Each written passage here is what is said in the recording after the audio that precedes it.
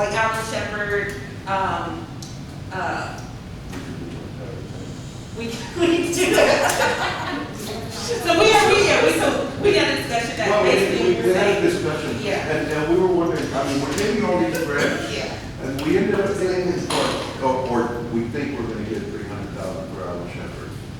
The way that this guy described fixing the street, we could have probably done the whole Alan Shepherd. Less than 300,000. Right, but what we're trying to say is, can you look into, we can use the grant money to hire somebody that does it in this manner, so it would be a whole lot cheaper.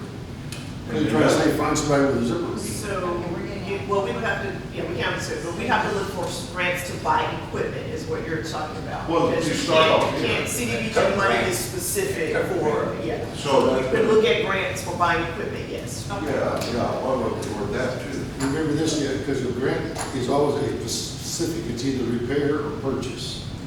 And so when you apply for it, whatever specifics you put in there is exactly where the money has to go.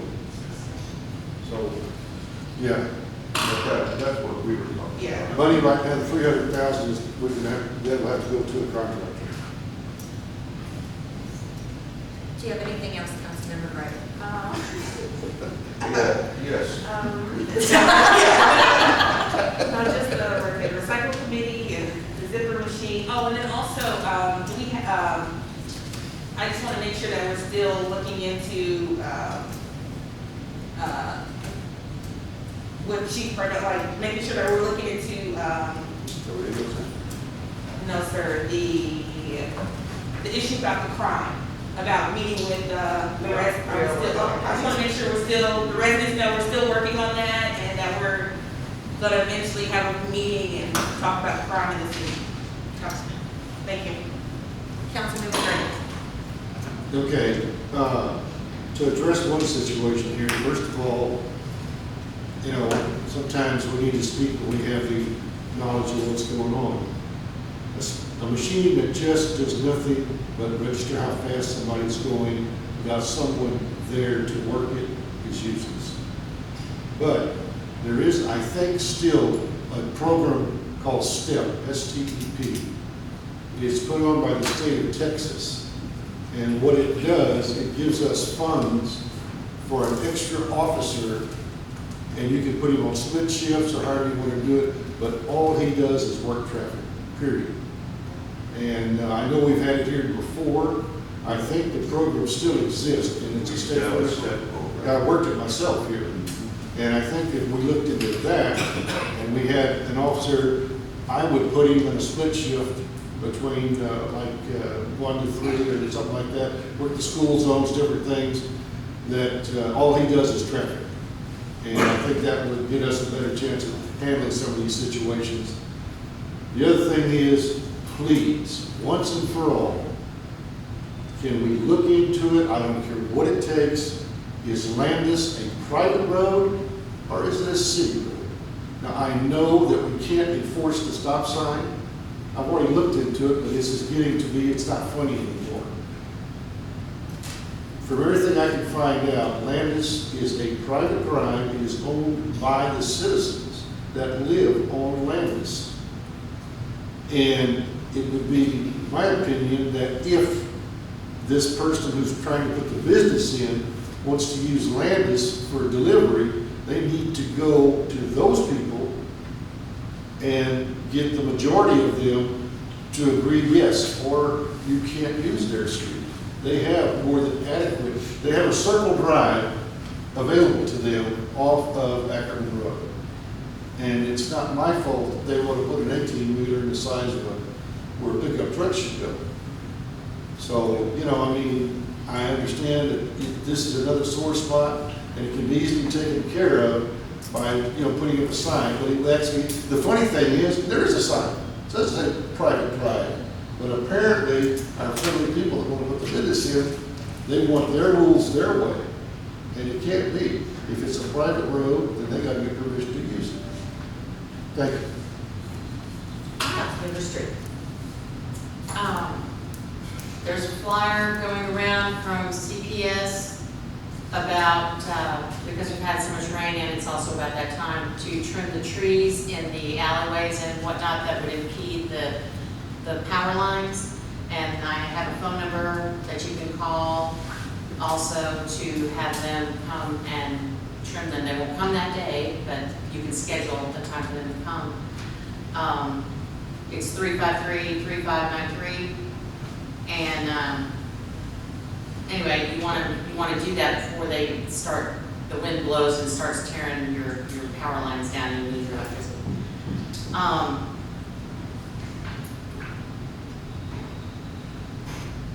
I want to thank everybody for the 4th of July work they did, going, putting everything together.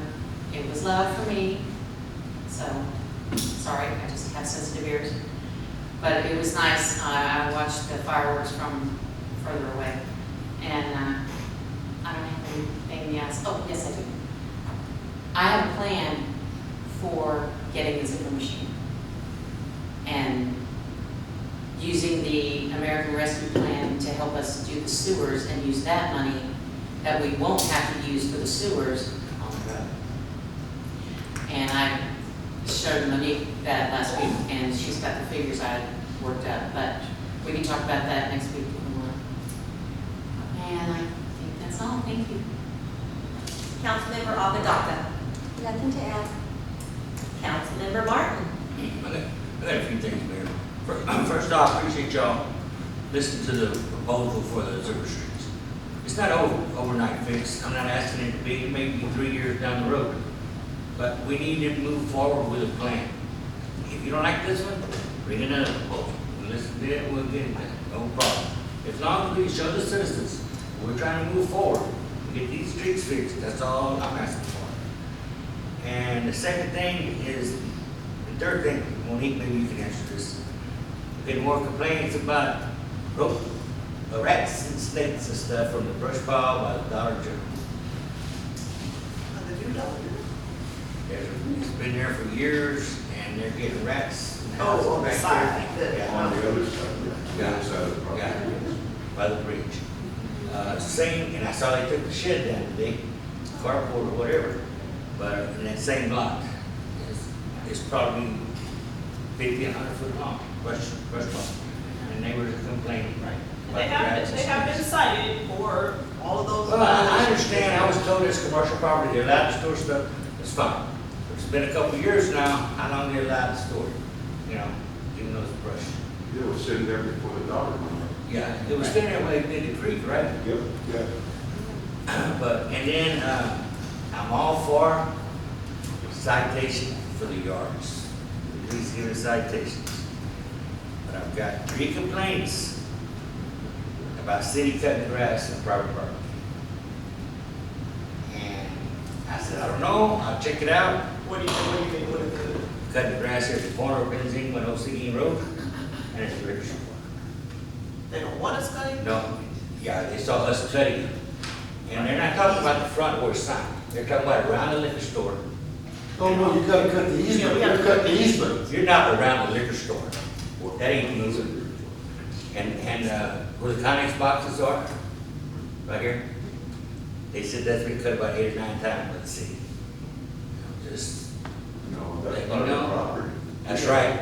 And, well, I saw him cutting it one day. No, did you really? Yes. We need to know who that was, cutting the wrong property that doesn't belong to us. So when he came to me, he said, oh, that wasn't the first time. I don't know if we getting paid, are we charging them? No, we only cut city property, and then if we, for code violations, if we end up cutting private property, we use outside. That's what I told contract for her. that. And I said, yeah, they gotta cut the grass up there at the entrance of Kirby. She goes, no, I'm talking about around the liquor store. I said, I'll bring it up.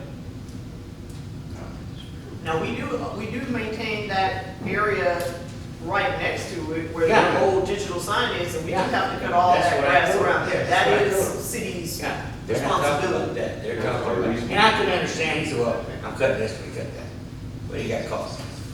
That's all I'm saying. Give them a bottle or something. Yes. Think so, I would.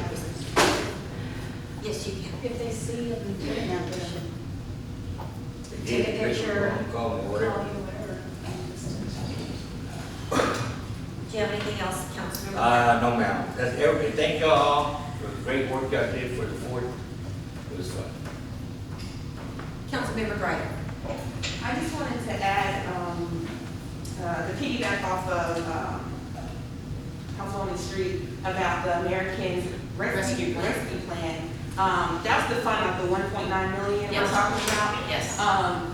Because you're putting that on the agenda for next meeting to We discuss. can, to Oh, discuss that. I was gonna Okay. ask if the mayor was gonna share the letter that, we got related to that. I didn't do it because that's really not a mine, but when she gets to her turn, she may wanna share that. Because I was just wondering if we can, well, I don't know if the letter's. That's a letter you see. But, if there's a possibility Put we it can. on the agenda. Into the, okay, and we can do that, to talk about, and maybe we can tie that in with what Susan was talking about.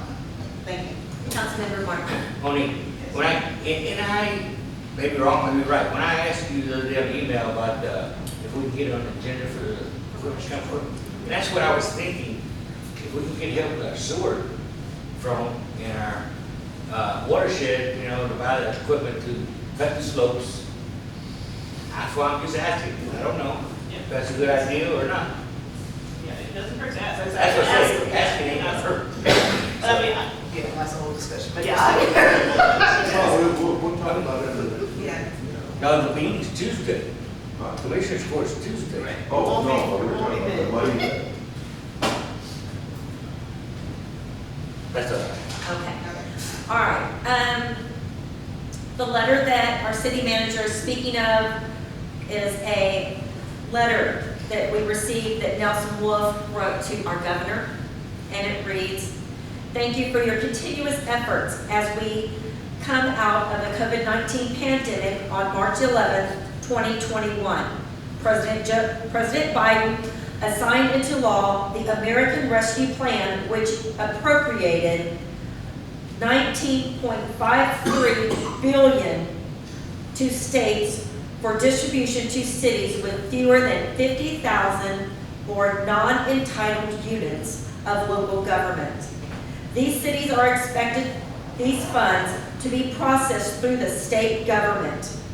Bexar County has 26 of these cities. Through the pandemic, I have been in constant contact with them, and they have continued to provide